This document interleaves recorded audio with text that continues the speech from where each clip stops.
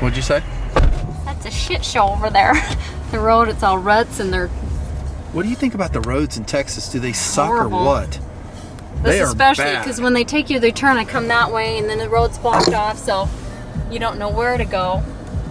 And the interstate, there's like concrete barriers literally 3 inches off the fast lane. Are we in the way? I don't think Apparently. so. Well out of the lane. Mrs Nutnfancy turning the rental car back to a place we weren't expecting to turn it back to. Underway right now in the Grand Sport, learning the car. Setting up our navigation and stuff. We need to get out of Dallas area. We need to get out of here. That checks. Yeah, get out of here.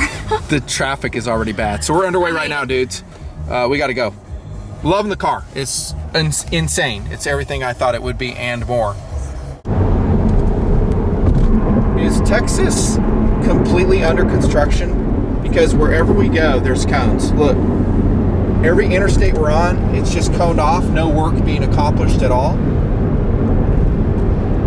Horrible. And here we go again. Concrete barrier, 6 inches, 4 inches from the fast lane. This will go on mile after mile. Holy cow, guys. Super safe if you break down. Exactly. Dudes who live in Texas. It reminds me of California interstate. It really does. The California interstate system is garbage. The roads are rough. There's ruts. They don't put any money in infrastructure in California. And I'm kind of thinking Texas is the same way from what I'm seeing. I see a lot of cones, but I don't see any work being accomplished. What's up? Just a little mini rant. Thanks for listening. Appreciate it. By the way, we show that outside the car. They don't want to see my ugly face. Nothing. We're economizing now. I got the Corvette in eco mode, so we'll have 4 cylinders shut off for better gas mileage, and that's what we are shooting for. Another reason I love the Corvette is that this motor shuts off the cylinders you don't need in the mode, eco mode, and I might be able to pull down 30 miles a gallon in what is essentially a supercar. Awesome! Wow. Do that with your Ferrari, bro. American-made muscle. Finally got American-made muscle in TMP. Digging it. Okay. Digging it. What do you think, Mrs. Nutton, so far? It's cool. She noted that the red leather interior is the same interior I sewed by hand to put into my 1984 VW GTI. True statement. True. Yep. So I knew it was his when I saw it. Here we go again. Look at this concrete barrier, dude. What'd you say? I said that's why it was new. It was your car when I first opened the door. You're like, yeah, he'll like it. I'm like, oh, it's him. Totally love it. Because I kind of thought last night that we would come and we'd look at it and you'd be like, no. You thought I would say no? Yeah. I honestly, when I did the intro with these guys, I didn't know. You got to look at it in person. I mean, buying a car like this online without looking at it or driving it, no. There's no way. You got to buy the airline ticket. You got to take the road trip down, check it out in person. You have to.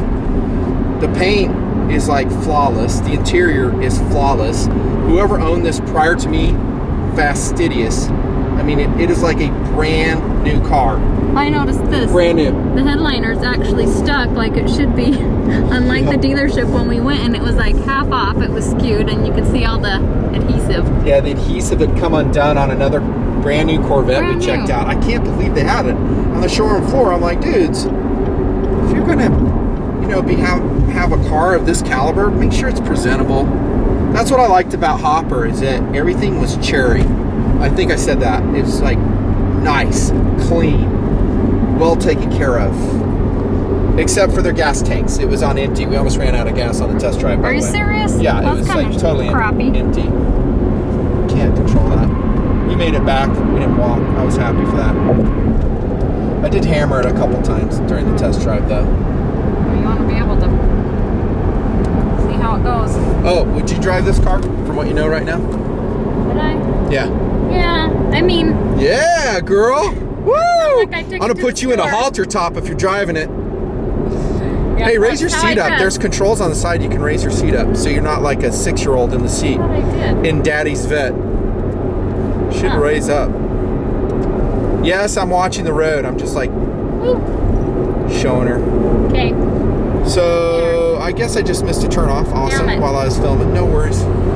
7 miles will turn. This will be just kind of a slice of life video. I bet guys will love it. At least the car guys. As we take our Corvette winter drive. With summer tires, we're going to be looking at the weather really closely, but it's forecast to be nice. No snow. Am I right? Right. It's supposed to be all through the western U.S. really nice, and that is critical because with these tires, it can't take snow. Probably doesn't like rain too much either.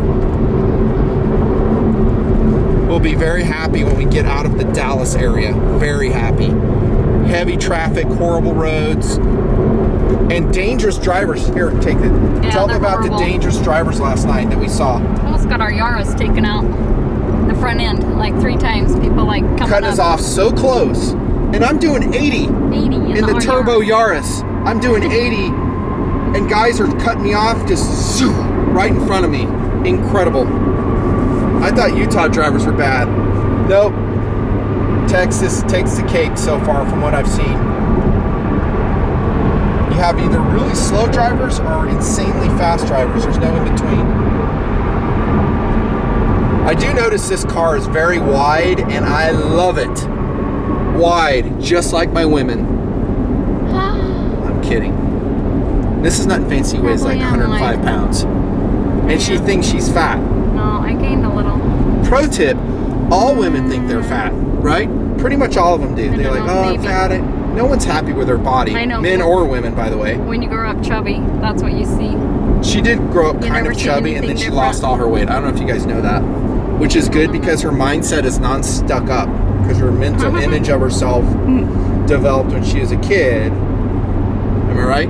Right.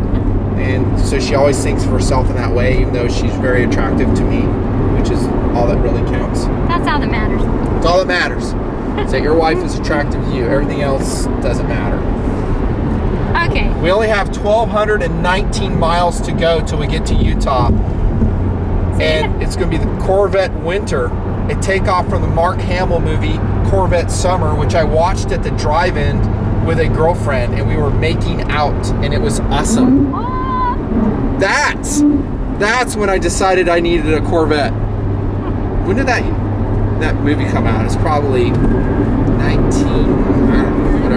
70 something. Corvette Summer with Mark Hamill. Maybe 1980, 81. Great movie, fun movie. Makes me want to watch it all over again. This is the Corvette winter. It's January, and we're driving a Vette back to Utah. Yo. Yep.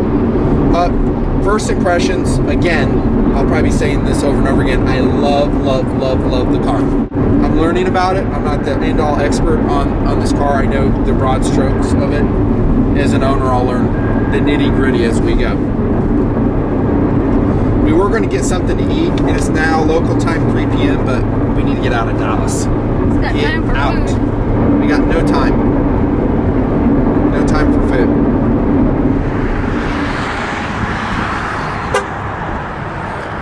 Notice there's a little bit of road rash on this lip right here, unfortunately. Don't know if that was the original owner. Yeah, I might sand that, see if I can get rid of it. Whew, we're out of the Dallas area. Stopped at this place, Bono's Chop House. Mrs Nutnfancy's in there already. It looks awesome. I didn't even read Yelp. I just stopped. A place that looks like this in Texas has got to have good food. It's got to be good. It's a weird time of day. I mean, it's coming up on 4 p.m.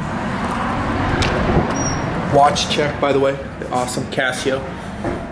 Is that PRG or PRW? I forget. So anyways, we're gonna do just a super quick stop right here. Show you the food. No worries. Texas food is so awesome. So while their roads are kind of jacked up, food is excellent. How's the rolls? Good. Really good, huh? It's like homemade, soft and warm Texas rolls. I'm eating a side salad. Forgot to order it without cheese. All the bars and places like this always throw a ton of cheese on their salads. Gotta minimize my calories. who watches all the time. Just throw them on the floor, dude. This is my wife. She thinks that she's doing them a favor. You're supposed to do this. That's how these... Walking through them. See, look at her. She's freaking out. That's what you do here. Sometimes You're going to see 1,000 comments like, sure enough, man, just throw the peanut shells on the floor. That's normal. A lot of bars and eateries. She's very considerate, though. She's always trying to minimize messes for people, which I do as well. Golden rule, golden rule. What were you saying off camera? That's interesting. I said, you remember when we drove down here to Texas? We were moving. Doodle was 4 months old. Give them the year and what was going on. January of 1991. Woo! That's a long time ago. Active duty Air Force, going into pilot training. Del Rio, Texas. I call it Hell Rio. Yeah. He drove the U-Haul with baby Doodle. Yep. And I drove my Supra. Toyota That's a Celica. sexy car. See, we were always car people. I loved your Supra. I thought it was awesome. And you towed the GTI behind the U-Haul. I just remember driving in the middle of the night and it was totally foggy. You couldn't see. I do like remember out that. in Mexico, we couldn't see Like a hardly in quarter front of mile us at all. fog. We were just barreling through the fog, hoping critters were gonna run out. Did we have radios in? Were you on a talk about? I don't think we had that. I don't think we had that back then. No, that was That's like olden mid days. '90s. No cell phones. Mrs Nutnfancy is actually a pretty good driver. Yeah, the only ticket I've ever had for speeding Here it comes. I've heard this story about 1 billion times. Go ahead. is when we were moving, and he said, Tell them where. From where. So we're done with From- pilot training. Coming out of Texas, going to North Dakota for We're our going first to North assignment. Dakota. U.S. Air Force active duty. So driving 2 cars, and he said, you better keep it tight. I still tell her that. All right. You know what's up, boys? Yummy. Oh, that looks good. Special, and I'll be right back with your chopped sirloin. Don't get scared, guys. I'm eating more than this. This is their pot pie. I wanted to try it. Let's try some Texas home cooking. It's like saying, In Wyoming, I said keep it tight. oh yeah. And of course, people were telling us, be careful when you get outside of towns. And I was following him, and we both got pulled over. All right, Excellent. chopped sirloin, and can I get you guys any more dinner rolls, extra napkins? Take a couple more rolls, please. Okay, You're doing great. wonderful. What's your name? My name is Tamara. Tamara. Say hi to Tamara if you come into the, what's the place called? Chop House? Bono's Chop House and Saloon, yes sir. Texas. Good. There you go. Yeah, I'll be right back with the dinner rolls. So the cop was totally uncool. Oh, totally uncool. He gave both of us tickets. Made us both stay there. I told him we were trying to make North Dakota check-in time for active duty. He was unsympathetic, to say the least. I had Doodle's like little, kid music playing over the radio. And he's in a car seat in the back Yeah. with your Supra, right? Yeah. No, we had the Accord then. No, we didn't. Yeah, we did. We didn't buy the Accord till '92, dude. Oh, Really? in the summer. We bought it, and so it was brand new, and we were driving it Interesting. up. I didn't forgot that. Same car my kid still owns. Our '92 Accord. More dinner rolls. All right. This looks great. Can I get you guys anything else? A1 steak sauce, please. All right, you got it. You rock. So yeah, we got ticketed. By the way, pot pie, I'm gonna give it a 8 out of 10. Fries. Let me try. Here, you try one, huh? What? You should have just shared this with me, because, like, I don't know what their serving size is gonna be though. well, if I get it for a meal, a salad, I don't even know if we'll eat half of it. This is a chopped sirloin right here, dudes. Well done, which I like it. Oh, awesome southern green beans with bacon in it, side of gravy, homemade fries. This is good eat. Their rolls again are amazing. There's Mrs Nutnfancy's salad. Time to eat. We'll give No you cheese or bacon. a post debrief on the food here in a sec. A1. Thank you. All right. Enjoy. Thanks. Totally excellent. God, this is good. Can't believe how good this is. How's yours, hon? It's good. Love it. Tamara, Okay. Good job. Yes, sir. Thank you so much. Thank you. Thank you. And y'all come back and see us, okay? The food was excellent. Wonderful. Excellent. Anytime I drive by this restaurant, I'm stopping. Okay, great. Oh, your pen. Glad to hear that. That Next time you'll have to surely save room for some dessert. wouldn't be wise with what we got going on today. Seated long drive. Thanks. You bet.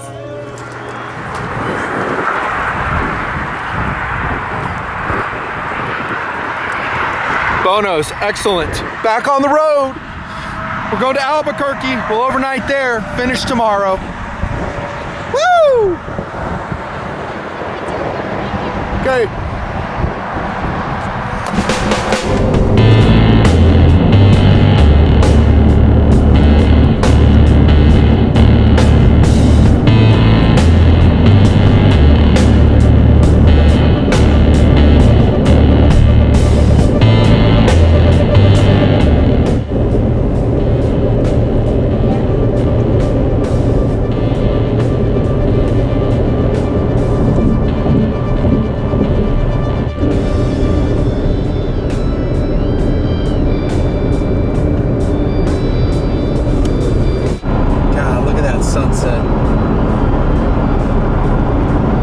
Once we got out of Dallas into the rural parts of Texas, the roads improved markedly.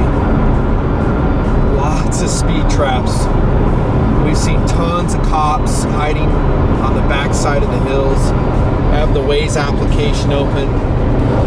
Got a radar detector, and I'm not going that fast. We're in a cruise mode trying to maximize mileage, so we're not going to go hauling butt. 79.80, pulling down 24 to 25 miles a gallon, which I'm more than happy with. I hope that it goes up to around 30 miles a gallon down the road. God, look at that sunset, dudes. That is beautiful. Texas sunset in a Vette. I think the camera's capturing the looks of it too. Mrs Nutnfancy doing the awesome camera work right now. Reaching across. Here, I'll take it. That's what she look like right now. You staying awake? Yep. So we are trying to make Albuquerque if we can, but we'll see what happens. This guy's all on butt. Yeah. Help yourself, bro. Can I do some? That's that guy that has the lights way bright because he's... Go ahead. No load, I don't think. Yeah, we're just in a chilled out cruise mode. Go ahead, dude. Show me what you got with your trailer. I'm about sick looking at his lights too because their trailer's and its tongue weight's putting the lights right in my eyeballs.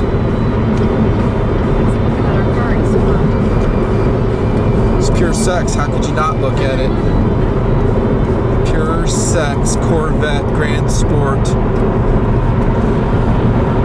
Really smooth on the road. I am super impressed with its road manners. That it's a really good touring car. A lot of auto bloggers, car tubers, and like magazine writers have commented on this. I read a article from Automobile Magazine. I think it was Automobile, may have been like Motor Trend years ago. The guy did a road trip in his Vette and said he loved it. He said it has plenty of cargo room, which as you can see, it does. Good miles per gallon. In his car, I think he was getting like 28 miles a gallon with the cylinder shut off. And that was, again, put into the basket of knowledge that I started amassing about 10 years ago of this car, of the Vette series, irrespective of generation. The cool thing is if you like a Corvette, dudes, you don't have to go out and pop for a 7th gen Stingray or Grand Sport or Z06. I think the 6th gens are excellent too. And they have come way down in price. You could get a 6th gen Stingray for a song and a dance now. If you got a 5th or 4th gen, it'd be like nothing. I would look very carefully at its history, who owned it. I'm trying to prevent getting sandblasted by all these trucks because I don't have clear bra on now, and I'm getting grit blown on the vehicle right now. So we might have to pop around these guys. Stop or slow down. Yeah, it's crazy. 45, ridiculous. Now on the count. Yeah. There's that steak I ordered earlier. That's where it came from, dude. Okay, I need to get around these dudes. If I had a gap, I'd put it in power mode and do it to it. Yeah, so you could get any generation that you wanted of Vette. Look at the history, who owned it. If it had any wrecks, I would never buy one. Well, I shouldn't say never. I'd be very careful about buying a salvage title Vette. There are a bunch of them out there, guys that have wiped them out, crunched them, and then rebuilt them. For me, I really like the styling of the 7th Gen. It does it for me. It is gorgeous. And I like the improvements made over the 6th Gen. Moreover, I wanted the wide track of the Grand Sport. Initially the Z06 until I changed, but definitely the wide track. So this has the width of a Z06. I love that wide track. It's awesome. Don't speak up now, dude. It's so funny how Texas is. I mean, you'll be going along 80 miles an hour. Next thing you know, you go right through a town. Slow down to 38 miles an hour. And they'll merge. Like they have little side street merges here in Texas onto what is essentially an interstate. Look at that color of that sky. Do you like that? Uh-huh. It's cool. 148 miles to wherever. I'm just under half a tank. We've driven 256 miles since I bought it. Enjoying the sunset, listening to Rush Limbaugh, actually. That's what we're doing. Love Rush. He's awesome.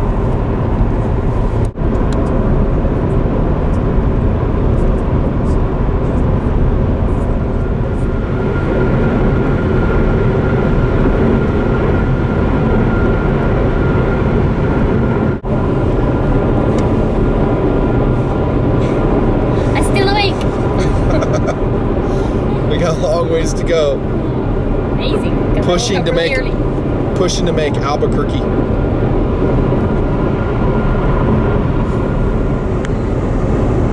There are more speed traps in Texas than I have seen in a very long time.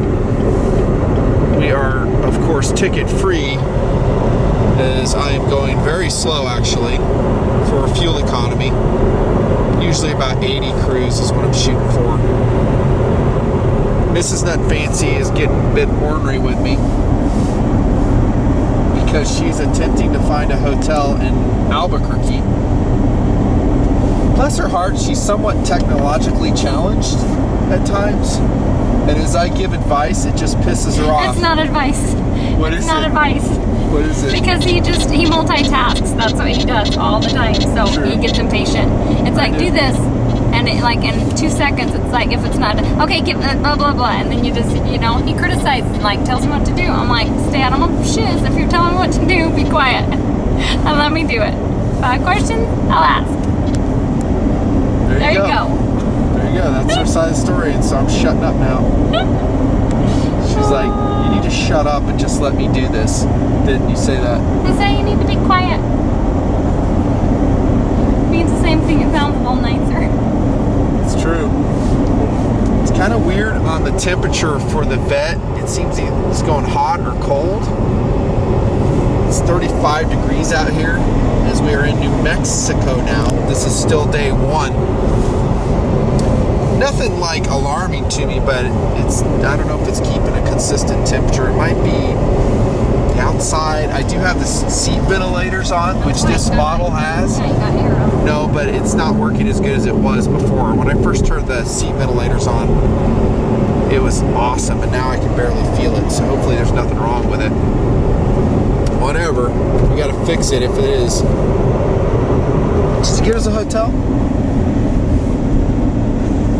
So this is cool because it gives her a project to do. That's awesome. As we have one. Yeah, the cell service, as you can imagine, is spotty at times. It may show like LTE and then to 3G, and it takes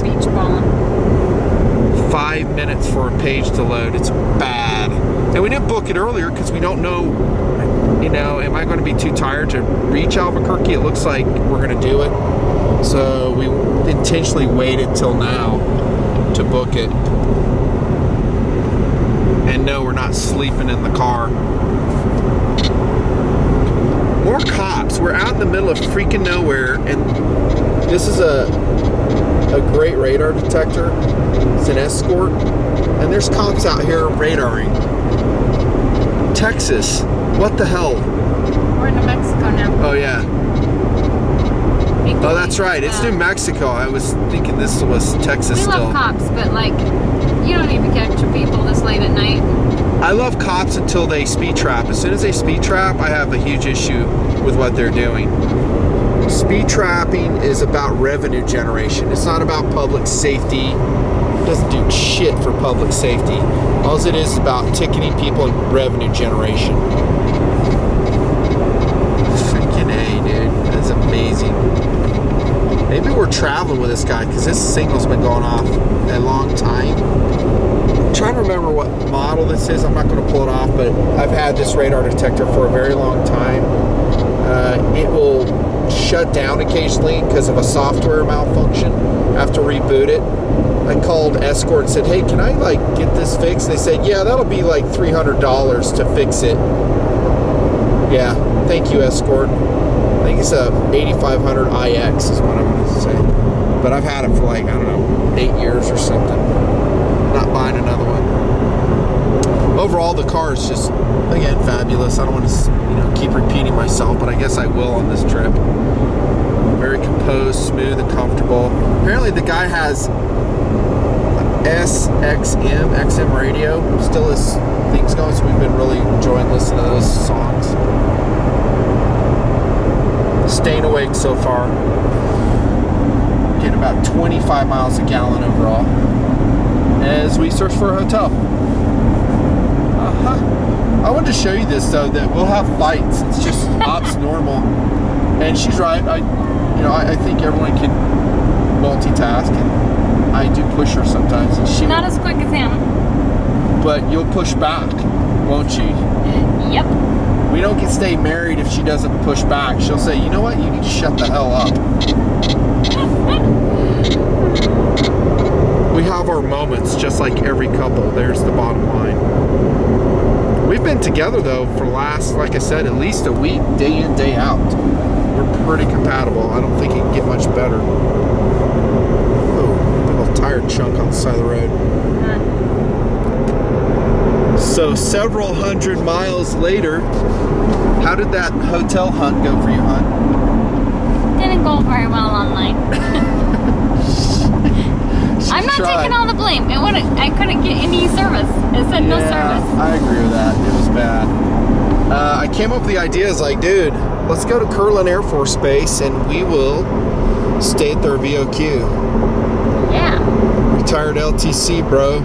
Let's use it. We never use our benefits ever, do we? No. So we're going to go to the visiting officers' quarters, the VOQs. We called them. They have a lot of space. It will save us some hotel money for sure. Car running great. Let's see what my average is on this. I had to hammer it a little bit to get around some FedEx traffic. Parked going uphill. It's ridiculous. 25 miles a gallon, dudes. In the Corvette Grand Sport. Let's feed some speed here. Ooh, little rubber right there. That's in tour mode, T. Traction control was still on, and I still burnt some rubber back there. Didn't mean to. Did you like that, hon? So much. I shot a gap that kind of freaked her out a little bit. Okay, we're going to go through the gate here, go to VOQ, and then we're going to wrap up this segment and go to bed. It's been a long day. We're tired, dudes. So, yet another gang shooting in Albuquerque. They happen all the time.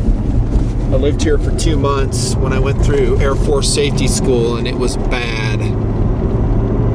past a bunch of gang activity already. It's unfortunate. We're trying to find a gate and it's not going well. So Kirtland's a jacked up Air Force base and it's not easy to, all the gates are closed. So they close them, it's midnight now. So half the ones we've gone to are closed. Now we got to drive all the way through gangland looking for a gate. And no, you cannot navigate to them. So I have a game plan we're trying to see if it works. Is that the Walmart on the right? Yep. Okay, so maybe it's straight up ahead. So how fun was that getting on Kirtland Air Force Base tonight? Horrible. It was bad. Awful. It was probably a bad idea to come here. It was so difficult coming to lodging here. Nightmare. We had to go to the only open gate 24/7. Jeez. Painful. Video's complete. Day 1 complete. No, I haven't named it yet. I don't know if I will. I know you guys are going to say Killer 2. I'll have to think about that one, dudes. We're gonna go check in building, get some shut-eye. Long day of travel ahead. Corvette winter, TMP.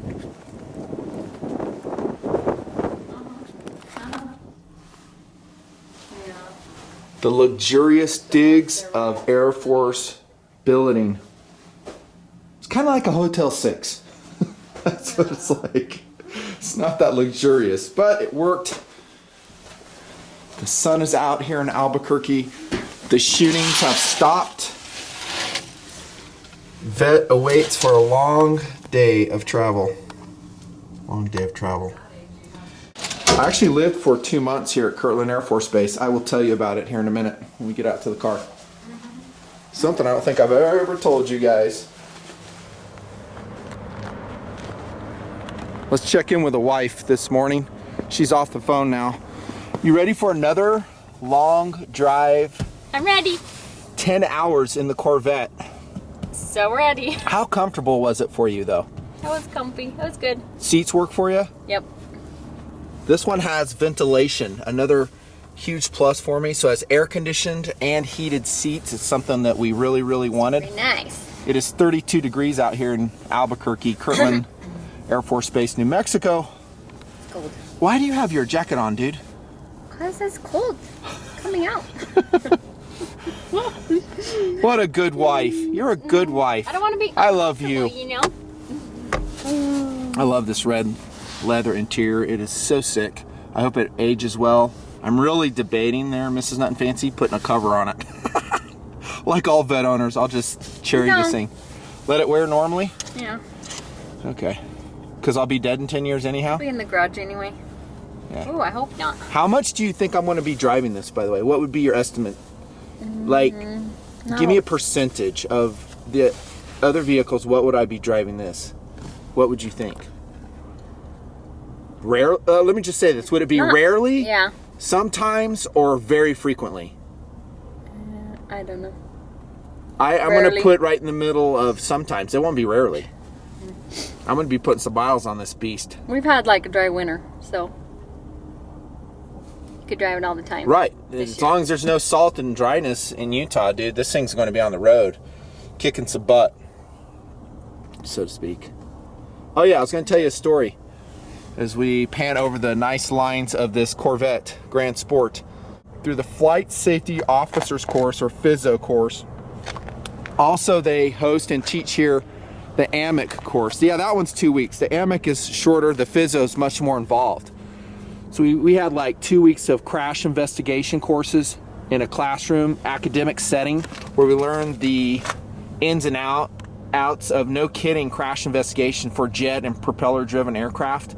We learn about case studies, technology, science behind determining what happened in a crash. Because FSOs, and I was a FSO for many years in the Air Force. I was a crash investigator in the United States Air Force, pilot, and I participated in several mishap investigations. You basically go on scene and figure out what happened. So it's really overwhelming because you have a young kid, a captain, goes through this course and he's sent out to, let's say, the Jackson Hole C-130 crash, the very tragic crash on the Presidential Support C-130 at Jackson Hole, and you have to figure out what happened. I didn't go on that particular crash. My friend did. He was another physio, and he went to the site right after it happened. I say right after. They probably got there about 8 hours after the crash happened. And he told me all about it and how sad it was seeing that. Those guys missed that peak, by the way, by 200 feet. Did you know that? 200 feet they would have cleared the peak, and they were a little bit discombobulated to where they were. Sad story. But going through the physio program, the whole idea behind it is preventing that and figuring out what crews and systems did to create the crash environment. And that's what the schoolhouse here at Kirtland Air Force Base is about, and it's outstanding actually. One of the best, if not the best school the Air Force ever put me through was a physio school. You learn about engines, materials, gauges, instrumentation, force vectors, and all the other things that enable you to be a good crash investigator. So after they put you through this intensive academic instruction, they have you put it to use by investigating real aircraft mishaps, wreckages of planes that went down.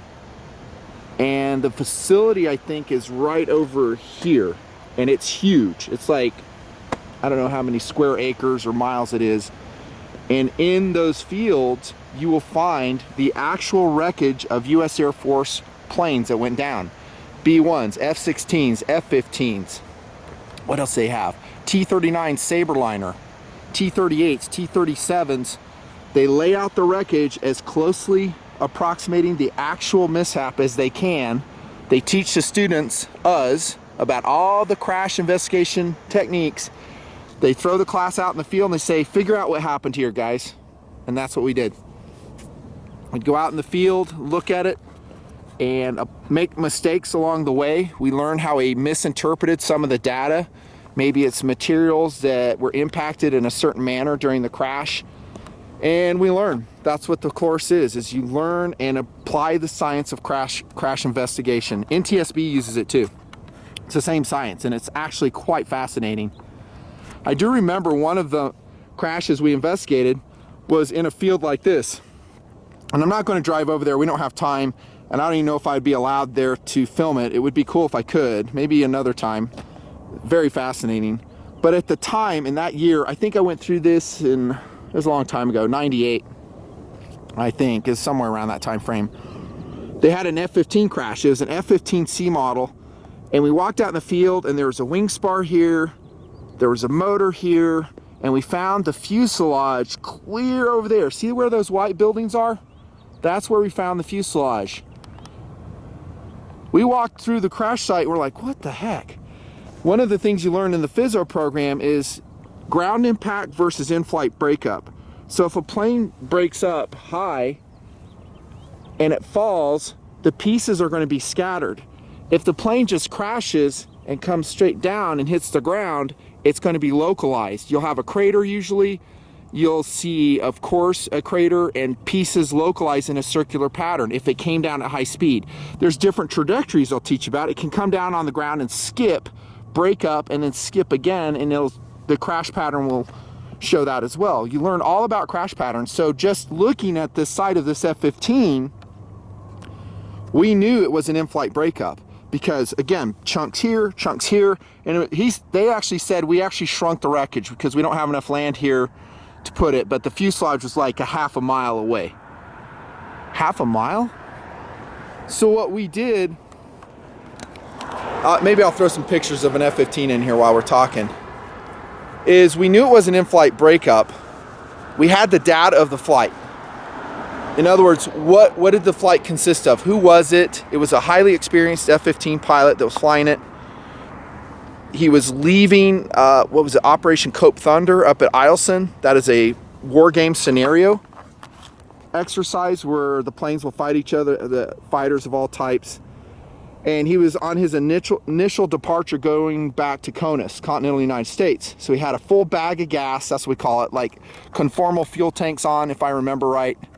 No weapons, no missiles, anything like that. So a lot of gas going back home.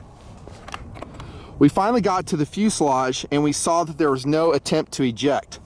The pilot was found if I remember right, in the water. So there was a river or something they had to fish the fuselage out of, and he was still strapped in. So now we're saying, in-flight breakup, experienced pilot. And we did have some eyewitness testimonies, but they did not let us access that initially because they wanted us to look at the crash and see what happened. We surmised as a class, after looking at actually the wing spar, which is right here, the wing spar was bent like taffy. So it's hardened aluminum or titanium wing spar, and it was bent and broken. So you could see shards coming off. We know that wing spar in an F-15 is very strong, and that to bend that, there's going to have to be some serious forces. What kind of forces are in a fighter type aircraft? Geez, gravity. So we started piecing it together. We found the wing spar. We knew that that was twisted off, and we were saying this guy probably was flying high speed. And we looked at a bunch of other things like the motors. You can look at the fan blades of the motor and see if they were still spinning when they impacted, and that will tell you what the power setting is. We looked at the gauges of the cockpit to find out what the status of the motors were. We pulled all this information together, and we kind of pieced out accurately, actually, what happened. That he was doing a high-speed pass in front of a maintenance hangar at Eielson showing off. He had a ton of gas on board with his conformal fuel tanks, no ordnance, like I said, and he wanted to show off, and he came across the field. Imagine F-15 coming across the field at about 500 to 600 knots, almost breaking the speed of sound, and he did a pull-up to show off. Right as he went to the apex, he overstressed the wing spars, and the wings came off the F-15. That's what happened. He was pinned in with G-forces. That's why he didn't initiate ejection. So he couldn't, once the wings came off, then the whole thing became aerodynamically unstable. He started tumbling, twisting around. There's no way he could have ejected. And it happened so quick because he's going so fast. The dude's dead. So he tumbles in the fuselage, impacts the water, goes underneath, probably died from impact, we figured out. And it was a very sad thing. We looked at the history of the aircraft because even though he's still doing 500 knots, I think that was the speed, and he did a pull-up, we looked at the history and we go, well, an F-15 should still be able to do this, right? It should be able to withstand this force. We looked at the history of the aircraft, that tail number, and we found out that it had seen a lot of service in the Mideast, that it had done CAPs, combat air patrols, that had a history of long service, and it was probably due to cumulative fatigue in those wing spars is why it happened. Yes, he was dicking around. He did something he shouldn't have been doing, but the F-15 should have taken it. When we looked and analyzed all the manufacturer data for that plane, it was actually not entirely the pilot's fault. It was partially due to it's just wear and tear on the plane. And after that accident, the United States Air Force went and looked at all the F-15s and did structural analysis. They had been doing it all along, but they looked really carefully, and they pulled several of the F-15s from service and retired them because they too had cumulative fatigue cracks in the wing spars. Boom, there's your story. True story. Slice of my life. How'd you like that one? Cool view of, I think, a B-52C or D model. These are in dry storage. Beauty of the desert is you can store aircraft out here forever, and they will store well. Got to get underway, guys. Maybe more stories later. It's an interesting place, though, and it's like the hub of America rocket science, Kirtland Air Force Base as well. They have the nuclear laboratories out here, rocket laboratories, EMP laboratories, all types of super secret stuff they do out here. Funding goes up and down. Projects get started and canceled here according to political whims, but it's a cool place. Like I said last night when we came here, there's the outside look of our building where we stayed. We stayed in this room right here. Fascinating, Nutnfancy, where you stayed. This is a confusing base to navigate around and get on at night with all the gates closed. Fortunate. Now, if you were to tell me when I was going through flight safety officer's course that I would be here in a Corvette with my wife, who, by the way, was married to me back then, I would go, no way, dude. You're crazy. Yeah, here we are. Underway.